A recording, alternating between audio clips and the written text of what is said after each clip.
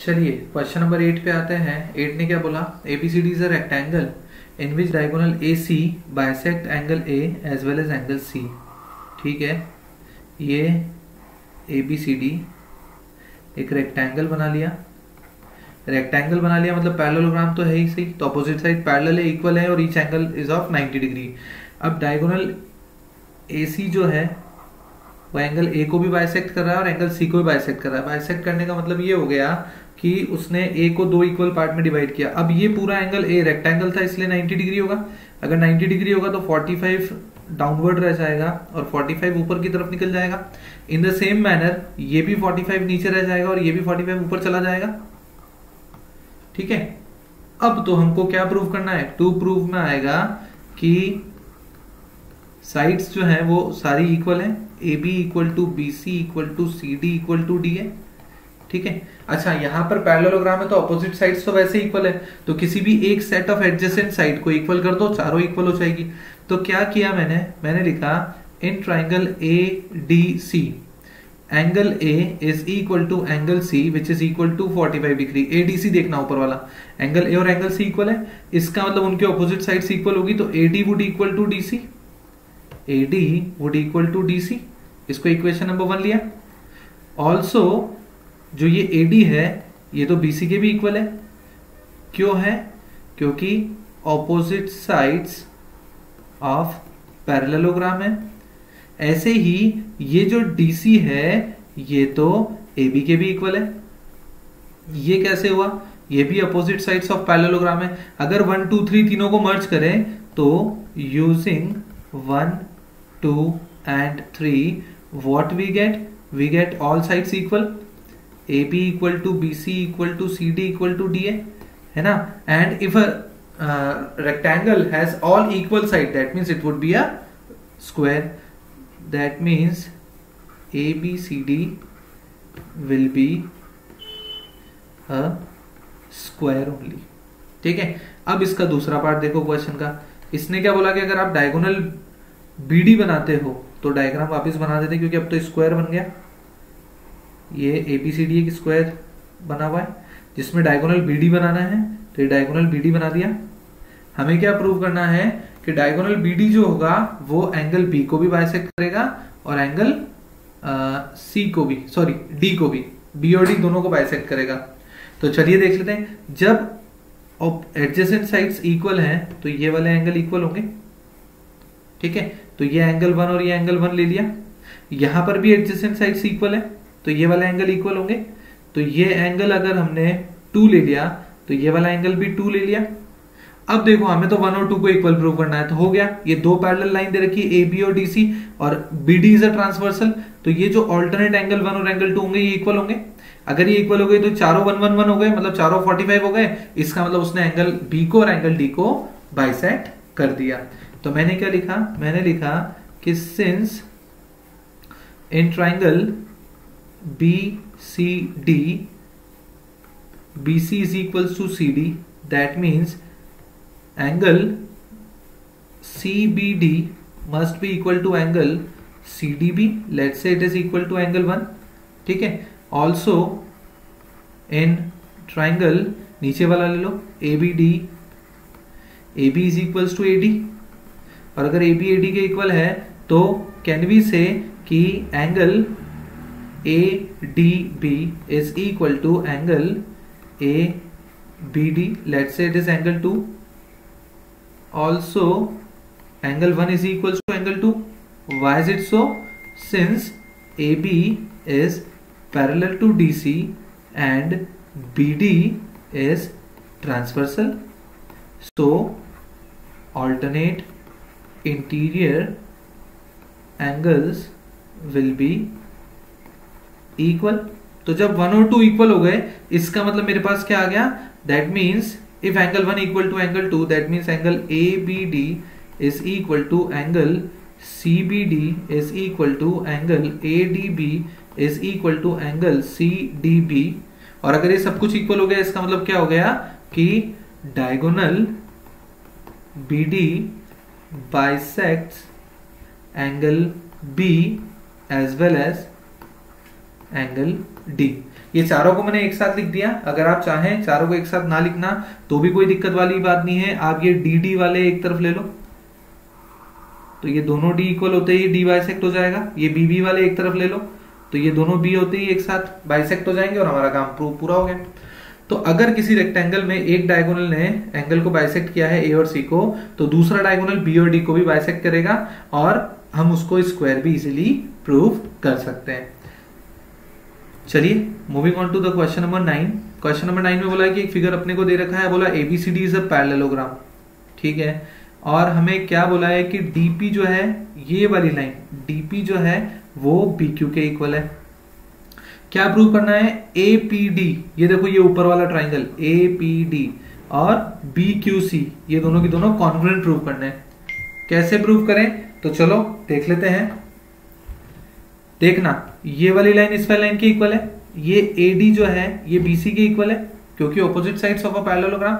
ये जो angle D है ऊपर वाला, ये इस नीचे वाले एंगल बी के इक्वल है। क्यों, क्योंकि दो पैरेलल लाइन है और बीडी इज अ ट्रांसवर्सल। तो कौन सा क्राइटेरिया लग गया, एस ए एस क्राइटेरिया लग गया, और एस ए एस क्राइटेरिया से ये ट्राइंगल अपने पास क्या आ गए, कॉन्ग्रुएंट आ गए।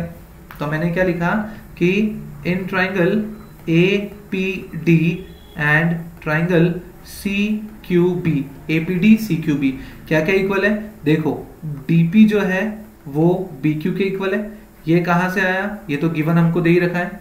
अच्छा, एंगल एपीडी का जो डी होगा, मतलब ADP must be equal to angle QBC. क्यों, क्योंकि ये ऑल्टरनेट इंटीरियर एंगल्स बन रहे हैं क्योंकि लाइंस पैरेलल है एबी और सीडी। और तीसरी लाइन क्या इक्वल दे रखी है कि एपीडी की जो लाइन एडी है it is equal to BC. क्यों, क्योंकि ऑपोजिट साइड्स ऑफ पैरेललोग्राम है।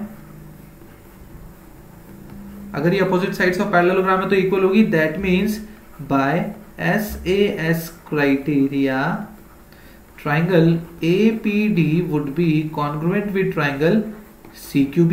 ये पहला पार्ट प्रूव हो गया। और अगर ये कॉन्ग्रुएंट हो गया तो मैं ऐसा लिख सकता हूं क्या, bye CPCT AP is equal to CQ। ये इसका दूसरा पार्ट प्रूव हो गया। ये देखो ये तो पहला पार्ट प्रूव हो गया हमारा फर्स्ट पार्ट, और ये हमारा सेकंड पार्ट प्रूव हो गया।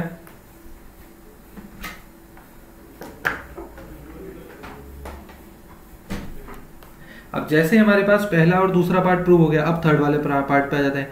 थर्ड वाले में क्या बोला कि ए क्यू बी जो है वो सीपीडी के कॉन्ग्रुएंट प्रूव करना है।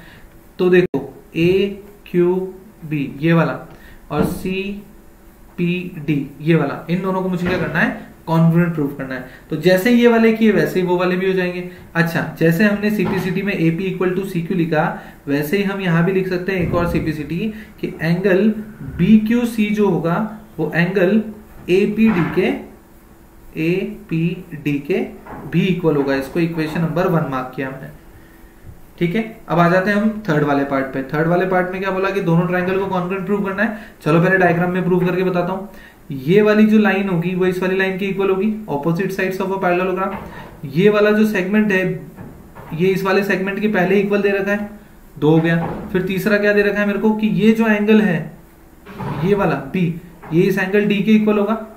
क्यों, क्योंकि ये भी तो अल्टरनेट इंटीरियर एंगल है, A B is parallel to DC and BD is a transversal. तो वापस से एसएस क्राइटेरिया से कॉन्ग्रुएंट हो जाएंगे। सीपीसीटी से क्या आ जाएगा, ए क्यू इक्वल टू पीसी।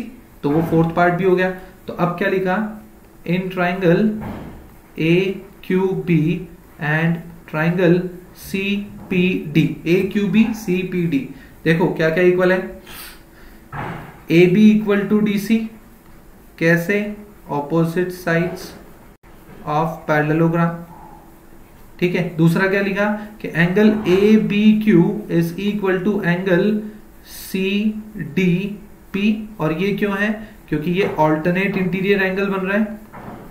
कौन कौन सी लाइन पैरेलल हो रही है, A B is parallel to D C and B D is transversal, ठीक है। तीसरी चीज क्या इक्वल हो रही है कि ए बी क्यू का जो बी क्यू है वो सी पी डी के पीसी के इक्वल है। ये कहां से है, ये तो गिवन पोर्शन है, सॉरी पी डी के इक्वल है, तो कौन सा क्राइटेरिया लग गया? Again by SAS criteria. हालांकि हम ऊपर इसको सिमिलरली भी लिख सकते थे, बट हमने प्रूव कर लिया कि triangle AQB would be congruent to triangle CPD। ये दोनों ट्राइंगल कॉन्ग्रुएंट होंगे, और अगर ये कॉन्ग्रुएंट होंगे तो by CPCD what we can write? By CPCD the line AQ would be equal to CP। AQ जो होगा वो CP के इक्वल होगा, और इसको इक्वेशन नंबर 2 मार्क कर दिया। अब लास्ट वाला पार्ट क्या है कि APCQ इज अ पैरेललोग्राम। तो देखो मेरे पास ये क्वाड्रिलेटरल दिख रहा है ABPQ। ABPQ में ऑपोजिट साइड्स इक्वल आ गई, ठीक है। अगर हम पैरेलल भी प्रूव कर दे तो हो गया हमारा काम। पैरेलल कैसे प्रूव करें? देखो मैंने ये एंगल Q और एंगल P को इक्वल करा था, इसको मैं डायग्राम में समझा रहा हूं। अगर इस P वाले एंगल को हम एंगल X माने, इस P वाले एंगल को अगर हम X माने, तो ये जो अंदर वाला एंगल होगा ये 180 - x होगा। लीनियर पेयर है, लीनियर पेयर बन रहा है। ऐसे ही इस Q एंगल को हमने X माना, तो ये जो अंदर वाला एंगल बनेगा ये होगा 180 - x, ठीक है। अब देखो AP and QC are two lines and PQ is transversal having alternate angle equal। अगर alternate angle equal है तो lines would be parallel, तो AP would be parallel to QC, so finally it would be a parallelogram। तो अब मैंने क्या लिखा? मैंने लिखा कि using equation number 1 angle BQC is equal to angle APD था, और उसको हमने लेट से x मान लिया, ठीक है। तो अगर BQC x है तो BQC का लीनियर पेयर देखो क्या था हमारे पास? BQC का लीनियर पेयर CQP। तो एंगल CQP जो होगा वो किसके इक्वल होगा? एंगल APD का भी देखो, APD का क्या आ रहा था? APQ के इक्वल। ये हो जाएगा APQ के इक्वल, और डायग्राम में मैंने समझा रखा है कि इट इज 180 - x।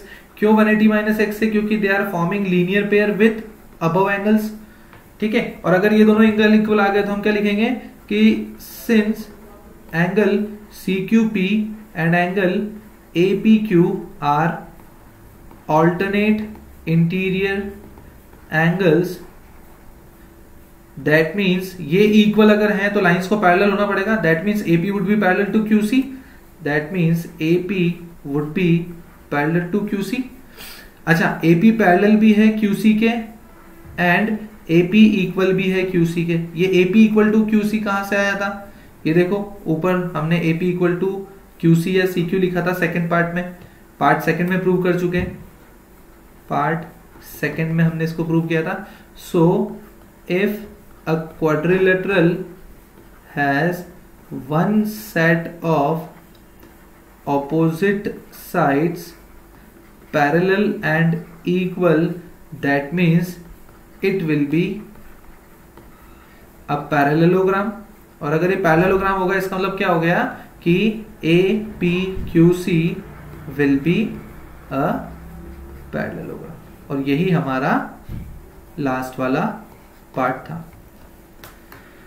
तो मेरे हिसाब से ये वाला पार्ट भी समझ में आ गया होगा। सबसे पहले हमने क्या किया? आउटर वाले जो ट्राइंगल्स थे उनको कॉन्ग्रुएंट प्रूव कर दिया ऐसे इस क्राइटेरिया से, जिससे कि हमारे पास ये जो अंदर वाला क्वाड्रिलेटरल है APCQ, ये क्या आ गया एक तरह से हमारे पास ऑपोजिट साइड्स इक्वल होने वाला क्वाड्रिलेटरल। फिर हमने क्या किया कि ऑल्टरनेट एंगल को भी इक्वल कर दिया। ऑल्टरनेट एंगल को जैसे इक्वल करा तो लाइंस पैरेलल आ गई। पैरेलल आती ये क्या बन गया मेरे पास? पैरेललोग्राम। तो I hope question number 9 is also clear to you. Thank you.